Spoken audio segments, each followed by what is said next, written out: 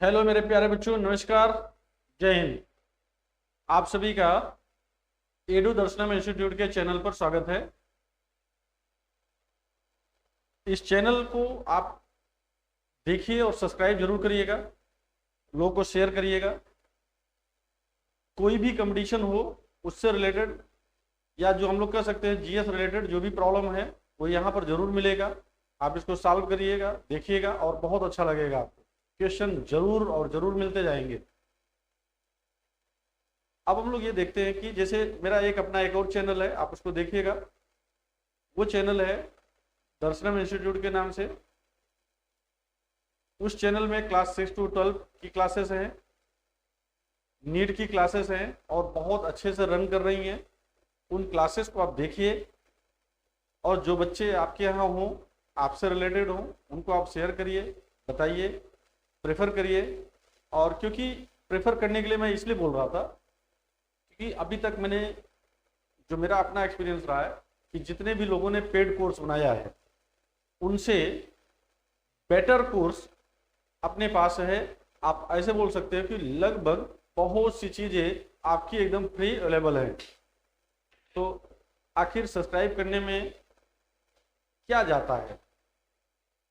Subscribe करने का तो पैसा लगता नहीं है, तो आप उसको सब्सक्राइब कर लीजिए, देख लीजिए और इतना सहयोग जरूर कर दीजिए। तो आइए देखते हैं आज की क्लास में हम लोग मेटल के साथ एलॉय बनते हैं। एलॉय का मतलब होता है मिश्र धातुएं। जो मिश्र धातुएं होती हैं वो कौन कौन सी हैं, और कंपटीशन में इससे एक क्वेश्चन जरूर बनता है। आप देखते हैं कि वो भी चाहे लोअर का ग्रुप डी का एग्जाम हो, चाहे हायर एग्जाम हो, कहीं ना कहीं ये पाया जाए, मतलब इससे क्वेश्चन रिलेटेड होते हैं। तो आइए आज की क्लास को हम लोग शुरू करते हैं। शुरू करने में लेकिन शुरू करने से पहले एक चीज बताना चाहेंगे कि एक बार जरूर मैं आपसे कह रहा हूं कि सब्सक्राइब करिएगा, आपको बहुत ज्यादा बेनिफिट होने वाला है। चलिए, थैंक यू। अब लोग यहां से देखते हैं मिश्र धातु में।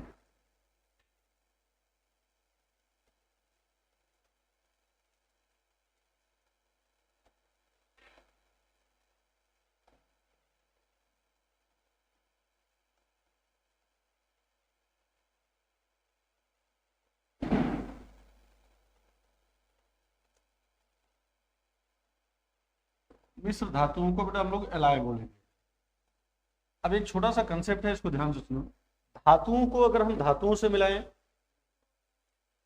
तो मिल सकता है। अगर धातु को कोई एक धातु ले ले, मेटल ले ले, धातु का मतलब मेटल होता है ना, धातु का मतलब मेटल है। अगर हम धातु को रिएक्ट करें किसी धातु से या धातु को रिएक्ट करें अधातु से, तो इन दोनों के कॉम्बिनेशन से अपने पास क्या बनेगा? मिश्र धातु बनेगी।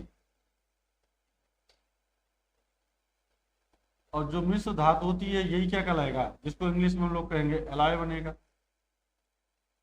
क्या बनेगा भाई? एलॉय बनेगा। तो धातुओं के साथ धातुओं का कॉम्बिनेशन, धातुओं के साथ अधातुओं का कॉम्बिनेशन, ये कहलाएगा मिश्र धातु। और मिश्र धातु की खास बात भी होती है बच्चा कि ये जो मेटल है या ये मेटल है, इनके कंपैरिजन में इनकी जो स्टेबिलिटी होती है ज्यादा होती है, लोअर द मेल्टिंग पॉइंट कम होता है, या आप ऐसे बोल सकते हैं कि ये ज्यादा संरक्षण रोधी होते हैं। मतलब आप ऐसे बोल सकते हैं कंजर्वेटिव होते हैं, मीन्स ज्यादा अच्छे माने जाते हैं। अब ये इनकी विशेषता हो गई। अब मान लो कि एक क्वेश्चन और भी आता है कि मिश्र धातुओं में एक वर्ड आता है एमलगम। एक होता है एमलगम।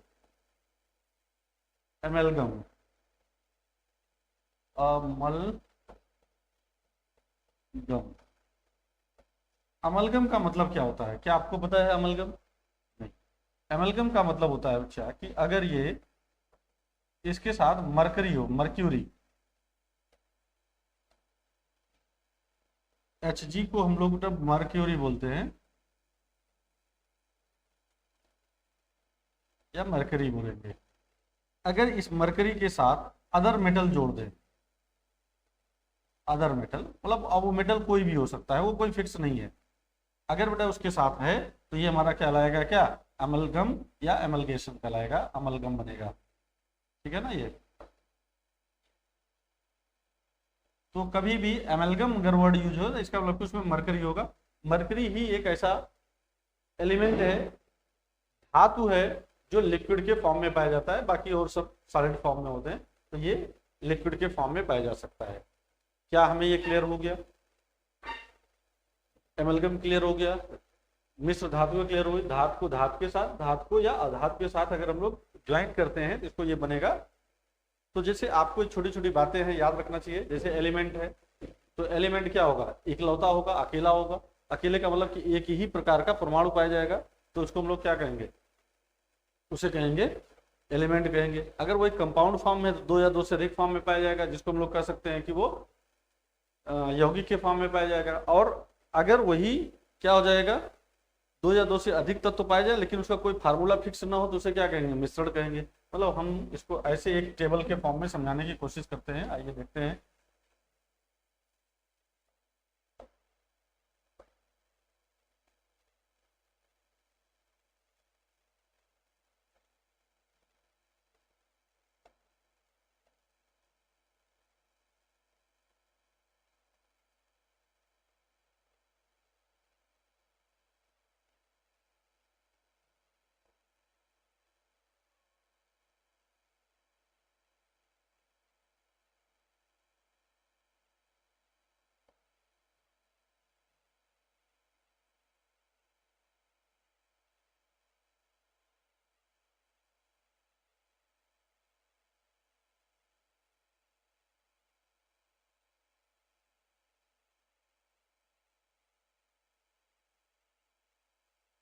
ठीक, यहां पर लेंगे बेटा तत्व, जिसको कहेंगे एलिमेंट।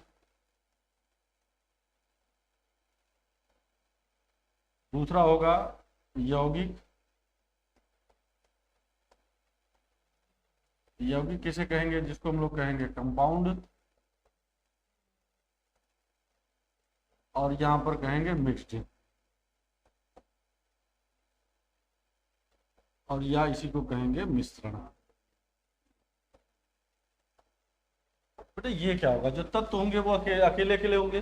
अकेले का मतलब क्या हो गया भाई? कि अगर हम लोग कहें एक ही प्रकार का परमाणु हो, इसमें ये बना होता है एक ही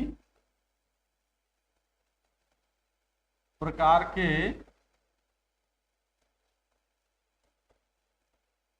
परमाणु से, जैसे एल्युमिनियम हो गया, हाइड्रोजन हो गया, निकिल हो गया, मतलब बेटा ये अलग अलग होगा, तो ये इसको कहेंगे। अब इसमें क्या होगा? एक से अधिक तत्वों के संयोग से बनेगा। बेटा ये किससे बनेगा? एक से अधिक तत्वों के संयोग से बनेगा। दो या दो से अधिक तत्व मिलने से बनता है। दो या दो से अधिक तत्वों के मिलने से बेटा बनता है। लेकिन इसका एक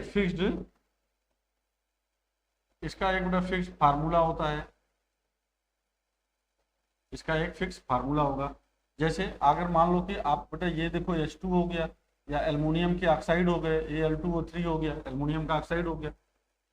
अगर मिक्स्ड है तो सेम डेफिनेशन है क्या? दो या दो से अधिक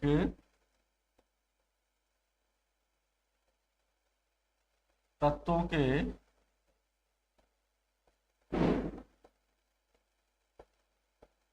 मिलने से बनेगा।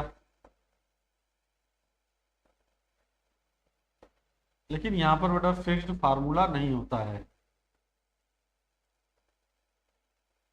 फिक्स्ड फार्मूला नहीं होगा। अब जैसे शरबत है, तो शरबत का कौन सा फार्मूला होगा? या वायु है, हवा है, तो हम इसका कौन सा फार्मूला लगा देंगे यहाँ पे? तो इसको कहेंगे मिक्स या मिश्रण। तो ये क्लियर आपको समझ में आ जाना चाहिए। चलो भाई, मिश्र धातुओं की क्या क्या विशेषता बेटा पाई जा सकती है? तो मिश्र धातुओं की विशेषता। और हाँ, एक चीज और याद रखिएगा कि जो मिश्र धातुएं होती हैं वो कंपाउंड के फॉर्म में हो सकते हैं या सोल्यूशन के फॉर्म में भी पाया जा सकता है। तो मैं इसको पिछले टॉपिक पे जोड़ लेता हूँ। हमारी जो मिश्र धातुएं होती है बेटा, ये दो टाइप की होती हैं। इसके दो फॉर्म होते हैं, रूप होते हैं। तो रूप होते हैं, या तो ये कंपाउंड फॉर्म में होगा, कंपाउंड फॉर्म में होगा, या सोल्यूशन के फॉर्म में होगा। कंपाउंड का मतलब हो गया यौगिक के फॉर्म में होगा, या ये विलयन के फॉर्म में होगा, विलयन के रूप में होगा। ये हमारी मिश्र धातुएं कहलाएंगी। ये भी आपको क्लियर हो चुका है। अब है मिश्र धातुओं की विशेषताएं।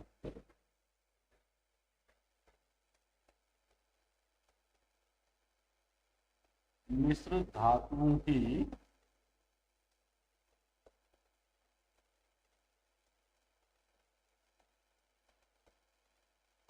विशेषताएं।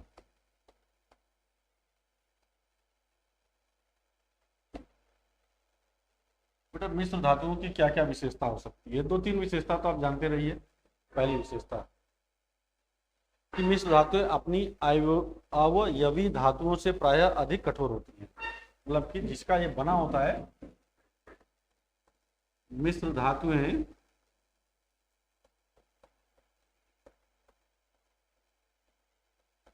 प्रायः अपने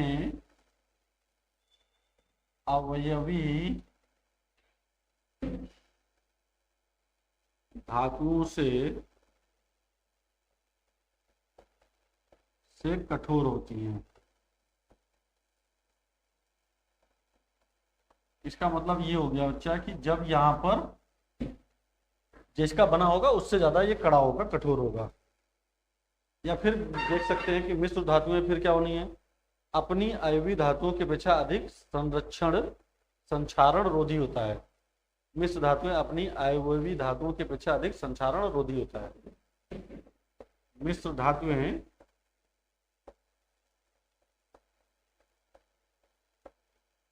अपनी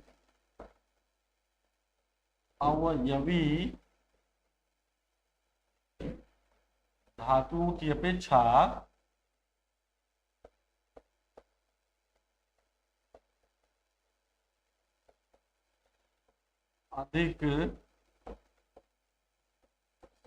संक्षारण रोधी होती हैं। संक्षारण रोधी होती है। तीसरा बेटा क्या हो सकता है कि जो इसमें इनके गलनांक शुद्ध आयवी की तुलना में कम होते हैं। इनके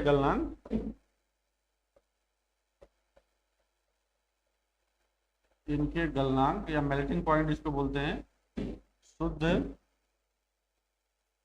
अवयवी धातुओं से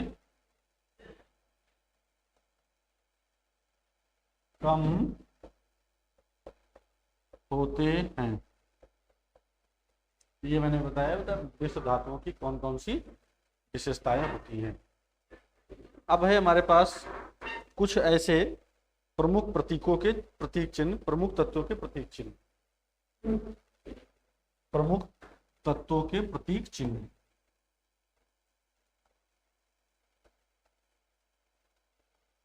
तत्वों के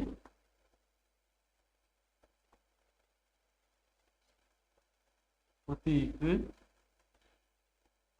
चिन्ह। अब जैसे बेटा ये कापर है, Cu को क्या कहेंगे? कापर कहेंगे।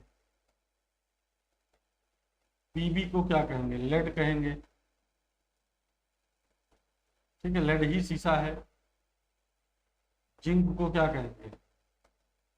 तो ये जिंक है, जिसको जस्ता कहेंगे। ये Al है, इसको एल्यूमिनियम कहेंगे, एल्यूमिनियम कहेंगे। Si को क्या कहेंगे? सिलिका कहेंगे। Sn को बेटा टिन कहेंगे। ठीक ना, Sn को क्या कहेंगे? टिन कहेंगे। Mn को क्या कहेंगे? मैग्नीज कहेंगे। Mg को क्या कहते हैं, मैग्नीशियम कहते हैं।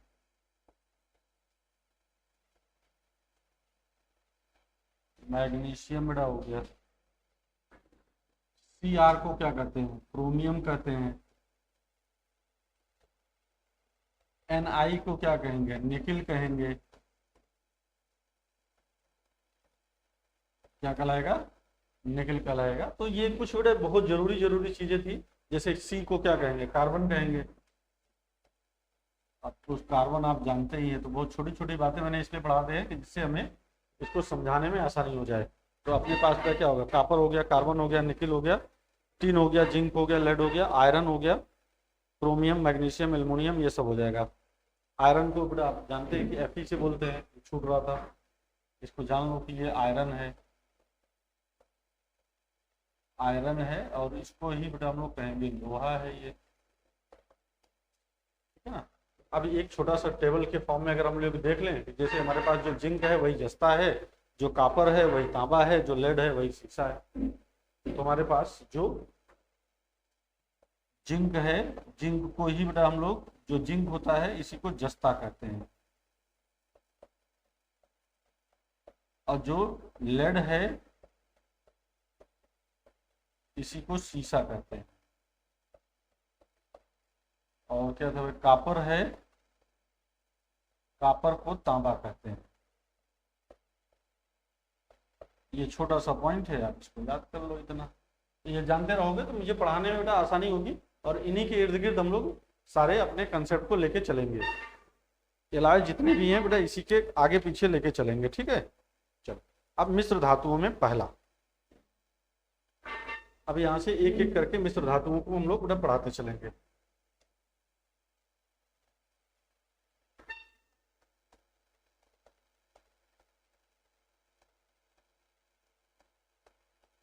मिश्र धातु में बेटा फर्स्ट आप पढ़ने जा रहे हो पहला, जानते कौन सा होता है पहला, होता क्या मतलब आपको पढ़ना है, इसको कहते हैं ब्रास। ब्रास को बेटा बोलते हैं पीतल,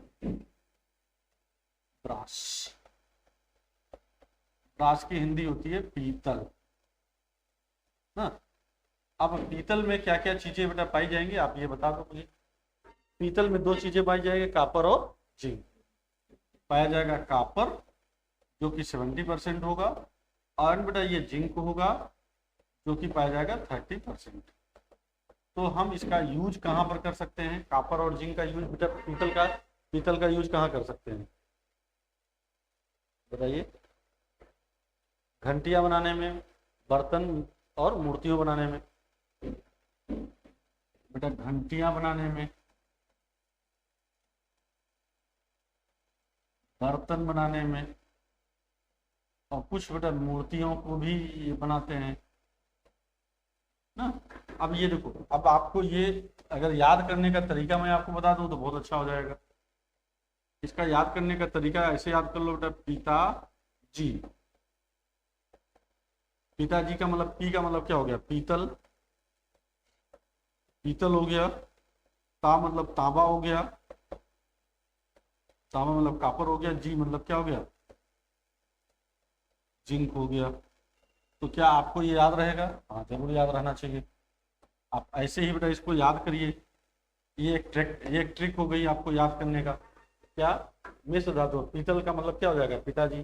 पिताजी मतलब आप समझ रहे हैं, हमारे पास ये चीजें हैं। अब बेटा दूसरा देखते हैं, दूसरा है गन मेटल। गन मेटल में भी यही चीजें हैं, बस गन में टिन बेटा बढ़ जाएगा। क्या बढ़ जाएगा, टिन बढ़ जाएगा।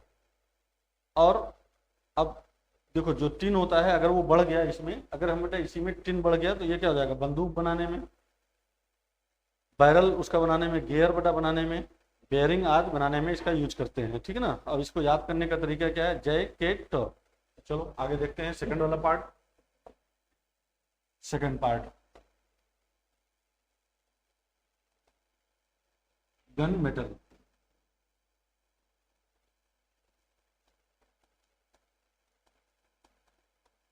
गन मेटल, चलो भाई बताओ क्या काम होगा, किसका बना होगा, कॉपर का बना होगा, जिंक का बना होगा, और बेटा ये टिन का बना होता है। यहाँ पर कॉपर हो गया, जिंक हो गया, और क्या हो जाएगा, एक बढ़ जाएगा जिसको कहते हैं टिन। टिन बेटा ये बढ़ जाएगा, जिंक हो गया और ये टिन हो जाएगा। लगभग ये 88% के आसपास बेटा पाया जाएगा। और ये जो टिन होता है उसके बाद 8 से 10% होता है, या हम लोग कह सकते हैं कि लगभग 8 to 10% होता है, 2 to 4% ये होता है। 8 to 10% होगा और 2 to 4% ये होगा।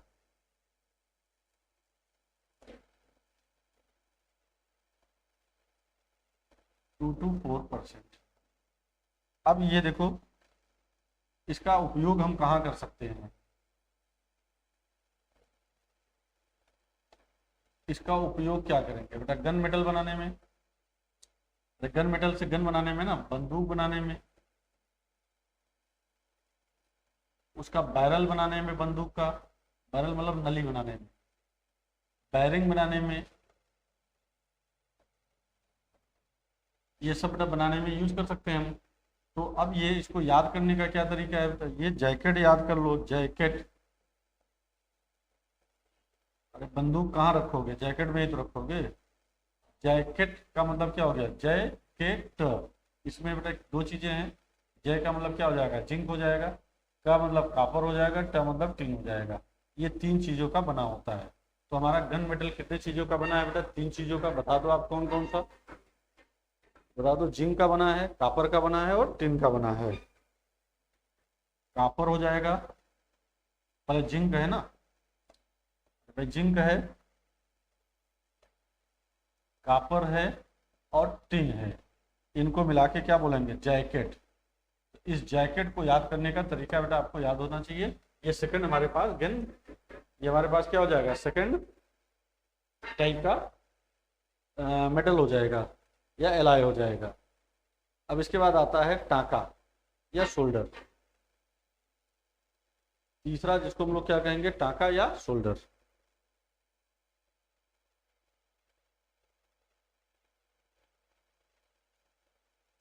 चलो भाई, टांका में क्या हो जाएगा, लेड होगा और टिन होगा और धातुओं को जोड़ने में काम आता है। तीसरा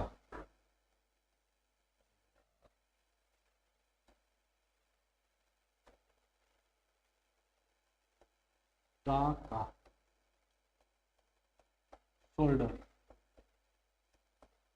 शोल्डर में क्या होगा भाई, यहाँ पर लेड होगा और टिन होगा। लेड भी बेटा 40 से 50% होगा और 50% लगभग ये भी होगा। तो आप कह सकते हैं सर कि दोनों बराबर होते हैं और इसका उपयोग कहाँ करेंगे, धातुओं को जोड़ने में।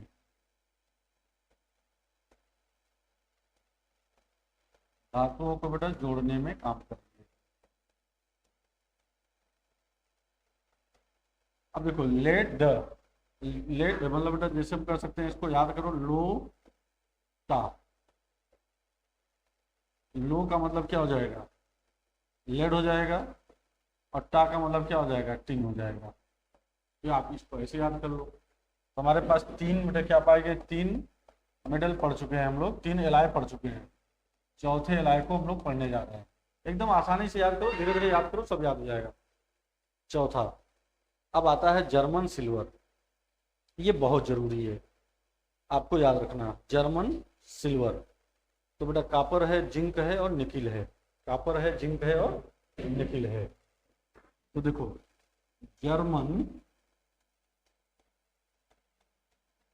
जर्मन सिल्वर, हिंदी है बेटा जर्मन सिल्वर। और जर्मन सिल्वर में कॉपर है, जिंक है और निकिल है। बेटा इसमें मेन चीज क्या पूछा था कि जर्मन सिल्वर में सिल्वर कितना प्रतिशत होता है। अगर कभी क्वेश्चन पूछा जाए कि जर्मन सिल्वर में सिल्वर कितना परसेंट है, तो आप कहेंगे सर कोई परसेंट नहीं है। ठीक है ना, इसमें कोई भी परसेंट नहीं है। इसमें कोई परसेंट नहीं है, जर्मन सिल्वर में सिल्वर 1 भी परसेंट नहीं है। तो कॉपर बेटा 50% हो जाएगा, जिंक 35% हो जाएगा, निकिल कितना 15% होगा। अब बताइए क्या बनाने में, बर्तन बनाने में, नल आदि के निर्माण में। मतलब आप ऐसे कर सकते हो अच्छा कि इसमें ये 50% होगा, ये 35% होगा और ये बेटा 15% होगा। तो जर्मन सिल्वर में सिल्वर एक भी परसेंट नहीं है, इसको याद रखना। तो इसका उपयोग कहाँ करेंगे?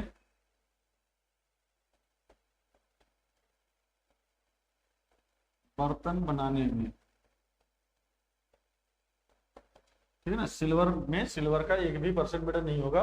ये हमारे पास 4 मैंने आपको मेटल पढ़ा दिए। कितने मेटल पढ़ा दिए? 4। अब आप इसको ऐसे याद कर सकते हो कि नेताजी। याद करने का बेटा एक तरीका देख लो।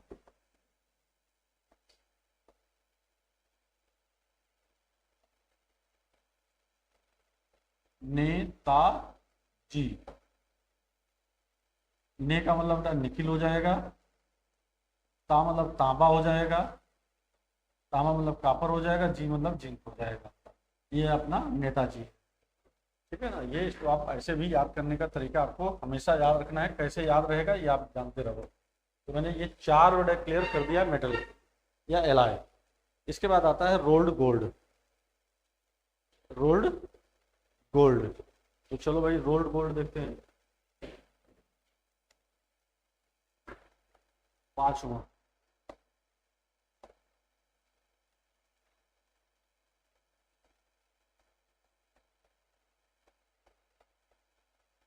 Rolled gold. अब रोल्ड गोल्ड को आप क्या बोल सकते हो हिंदी में? अगर कहोगे तो कृत्रिम सोना कहोगे। क्या कहोगे भाई? कृत्रिम सोना।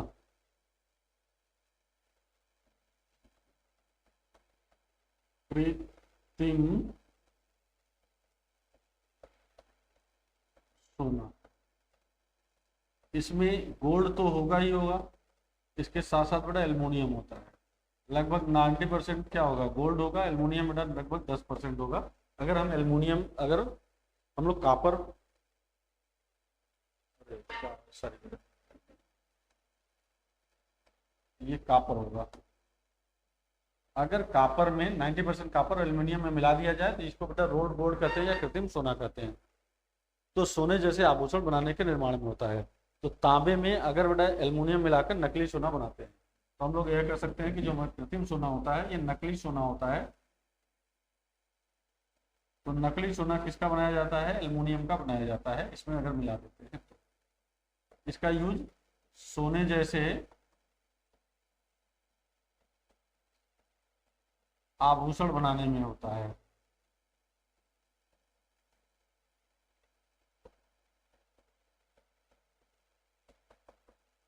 बेटा ये मैंने 4 पढ़ा दिए, 5 हो गया। 5 के बाद अब आता है 6वां। 6वां कुछ इंपॉर्टेंट है भी, आप भी याद रखिएगा।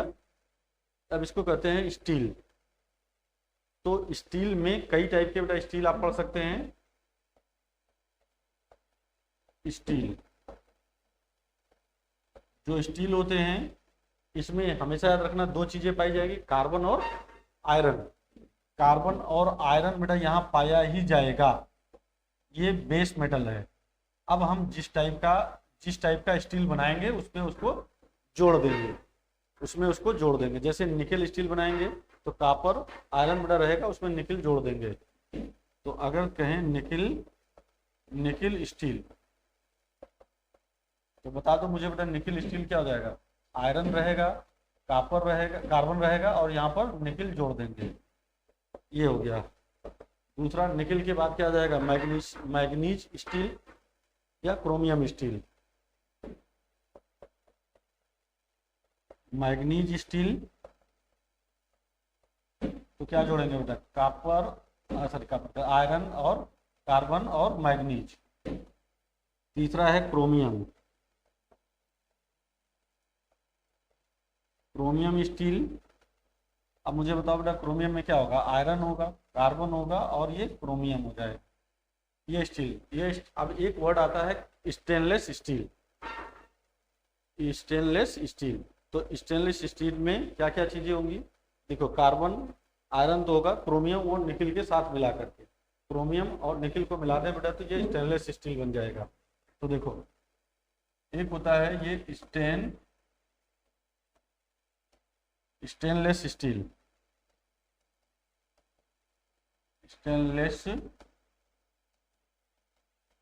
स्टील। ये स्टेनलेस स्टील। स्टेनलेस स्टील में क्या क्या चीजें हैं भाई, आप देखो, आयरन रहेगा ही, कापर बेटा रहेगा ही, कार्बन रहेगा ही, निकिल जोड़ दें और ये क्रोमियम जोड़ दें तो ये हमारे पास क्या बन जाएगा, ये स्टेनलेस स्टील बन जाएगा। तो स्टेनलेस स्टील में निकिल और क्रोमियम भी यूज किए जाते हैं।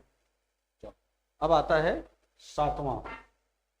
सातवां बेटा जो आएगा वो होगा ब्रॉन्ज, और ये बहुत इंपॉर्टेंट है। ब्रांच का मतलब होता है कांसा। कांसा में बेटा क्या क्या चीजें पाई जाती है, तो आप बताएंगे सर कापर होगा और टिन होगा, कापर होगा और टिन होगा। तो यहाँ पर कापर हो गया लगभग 88%, टिन हो गया लगभग बेटा 12%, और मूर्ति वगैरह बनाने में यूज करते हैं, मूर्तियों के निर्माण में। ठीक, कांसा में, और याद रखना है ब्रॉन्ज में जिंक 1% नहीं। देखो जो याद करने वाली चीज है, जो क्वेश्चन फंसाते हैं वो यही फंसाते हैं। जैसे ब्रॉन्ज कहा गया तो ब्रॉन्ज में जिंक कितना परसेंट है, तो आप कहेंगे सर 0% है।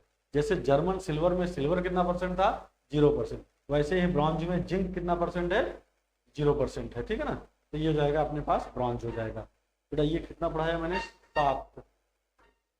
7 के बाद अब ये 8वां।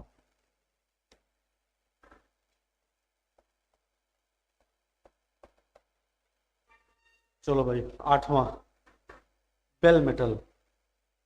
बेल मेटल में भी बेटा वही चीज है, दोनों है, बस रेशियो थोड़ा सा अलग अलग है। बेल मेटल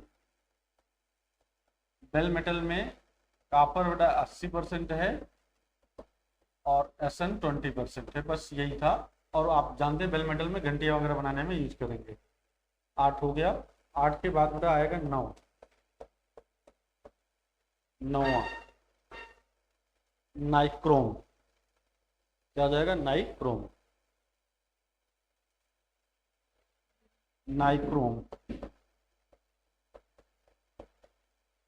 देखो इसमें नाम में लिखा है निकिल, क्रोमियम।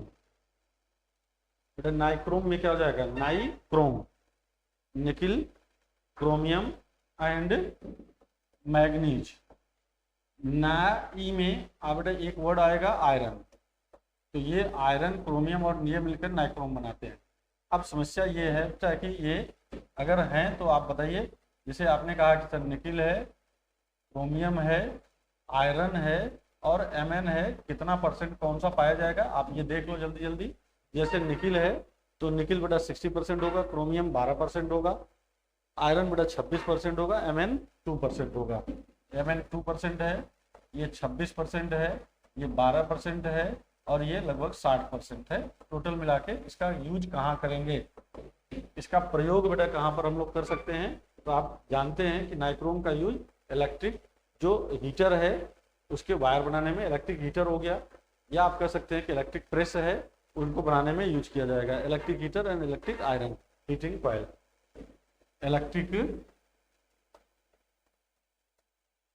हीटर,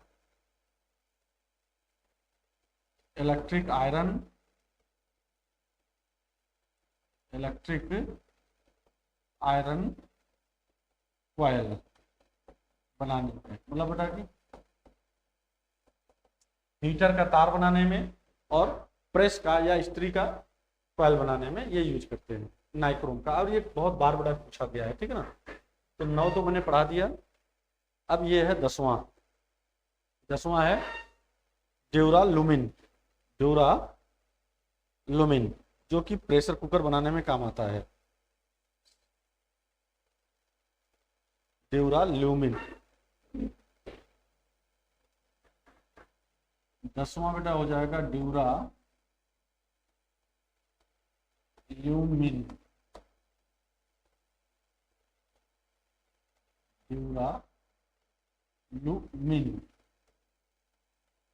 ठीक है, इसमें एक वर्ड याद रखना CAMM, ये चीजें बेटा पाई जाती हैं। अब आप देख लो सी का मतलब क्या हो जाएगा, कापर भी हो जाएगा। यहाँ पर क्या होगा, कापर है, कापर बेटा सबसे कम पाया जाएगा, एल है बेटा ये। एल्युमिनियम है, एल्युमिनियम लगभग 95% होगा, ठीक है ना, या 95% होगा। और 0% बेटा मैग्नीशियम होगा, 0% मैग्नीज होगा। प्रेशर कुकर या वायुयान का ढांचा बनाने में यूज करते हैं। तो हम लोग फिर से देख लें इसको जल्दी से।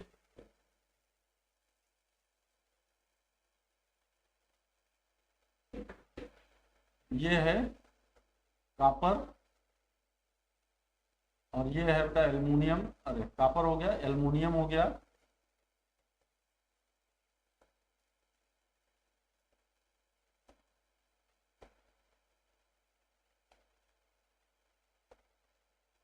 कापर हो गया, एल्युमिनियम हो गया, मैग्नीशियम हो गया, बेटा मैग्नीज हो गया।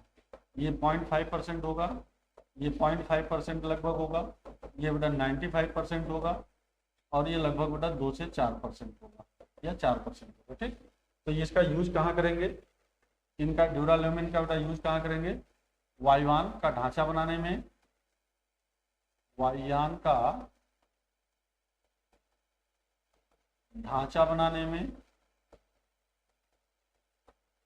या आप कह सकते हैं सर ये प्रेशर कुकर बनाने में।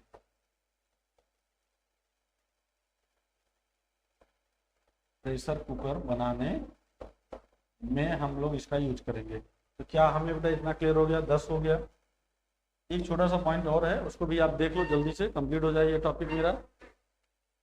ये टॉपिक बेटा कंप्लीट हो जाएगा, जिसको इलेक्ट्रम कहते हैं। इलेक्ट्रम, इलेक्ट्रम का मतलब होता है, इसको कहते हैं हरा सोना। क्या होता है बेटा ये, हरा, हरा सोना। ये बनाया किससे जाएगा, इलेक्ट्रम बेटा बना किससे होता है, एयू होता है, एजी होता है, और अन्य धातुएं होती हैं। गोल्ड होता है, इसको बेटा गोल्ड कहेंगे, एयू को गोल्ड कहेंगे, एजी है इसको सिल्वर कहेंगे। और अन्य धातुओं में जैसे हम कापर मिला दें तो ये एक टाइप का बेटा ये प्राकृतिक मिक्सचर है, प्राकृतिक मिश्रण है। ये आदमी के द्वारा बेटा नहीं बनाया गया, ये प्राकृतिक मिश्रण है, इलेक्ट्रम है। इसका यूज क्या करेंगे, इसका यूज हम लोग मिश्र धातु, जैसे मिस्र के पिरामिड वगैरह बनाने में होता है। मिस्र के पिरामिड स्तंभों के शीर्ष पर बाहरी परत बनाने में, मिस्र के पिरामिडों में इसका या स्तंभों में यूज किया गया है। मिस्र के, मिस्र मतलब देश है, पिरामिडों में तथा स्तंभों में इसका प्रयोग किया। तो ये आपके पास बेटा इलेक्ट्रम था, 10वां था। और एक लास्ट है रोज मेटल। कौन सा मेटल, रोज मेटल। रोज मेटल में Bi था, बिस्मथ जिसको कहते हैं, और ये कितना परसेंट था बेटा, 50%। और दूसरा क्या हो जाएगा, यहाँ पर लेड है, शीशा कितना परसेंट बेटा हो जाएगा, 28% हो जाएगा। और Sn है 22% है। तो ये इसका भी यूज बेटा मेटल वगैरह बनाने में किया जाएगा। तो ये हम लोगों ने आज की क्लास में मिश्र धातुओं को कंप्लीट किया। तो मिश्र धातुएं बेटा क्या होती हैं आपको ये पता हो गया कि, और इसको देखिएगा और इससे कहीं मैंने वही मेटल या मिश्र धातु लेने की कोशिश करी है कि जो आपके कंपटीशन में क्वेश्चन बनते हैं जहाँ से। इसलिए इंपॉर्टेंट पॉइंट 10-12 पॉइंट मैंने ही पढ़ाया है। ठीक है, आपको समझ में आ जाएगा और इसको देखिएगा, शेयर जरूर करिएगा। Thank you very much. मिलते हैं कल की क्लास में।